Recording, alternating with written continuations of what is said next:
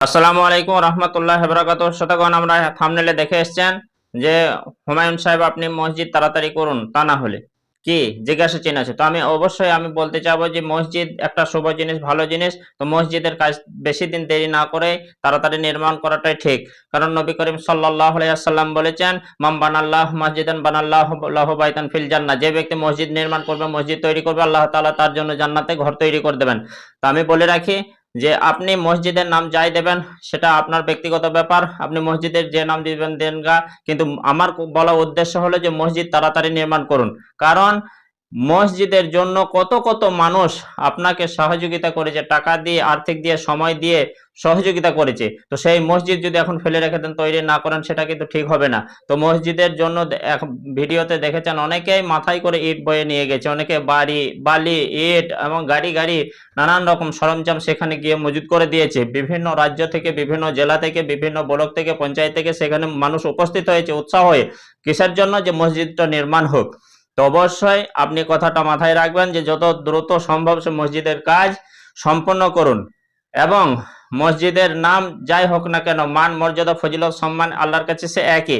একটা কাঁচা মসজিদের, একটা ছোট্ট একটা রুমের 8/10 মসজিদের যা মান মর্যাদা, এবং অন্যান্য মসজিদেরও, বড় মসজিদের সে মান মর্যাদা সম্মান একই।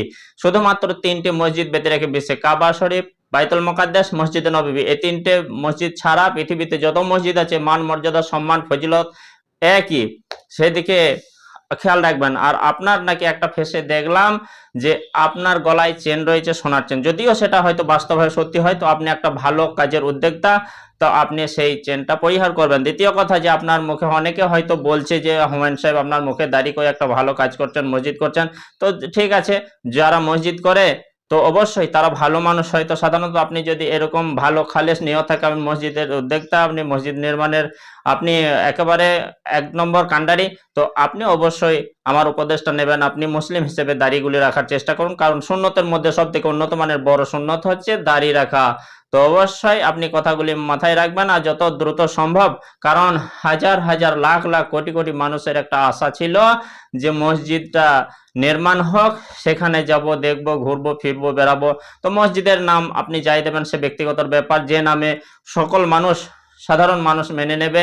যে মানুষ, যে যার নামে মসজিদ হলে মসজিদটা একেবারে আল্লাহর কাছে গ্রহণযোগ্য, কবুলিয়াত মুসলিমদের কাছে গ্রহণযোগ্য, সাধারণ মানুষের কাছেও গ্রহণযোগ্য, এবং শান্তিপূর্ণভাবে সেখানে ইবাদত করা যাবে, সেরকম নামকরণ দিয়ে অবশ্যই মসজিদটা নির্মাণ করুন, সম্পন্ন করুন। আসসালামু আলাইকুম ওয়া রাহমাতুল্লাহি ওয়া বারাকাতুহু।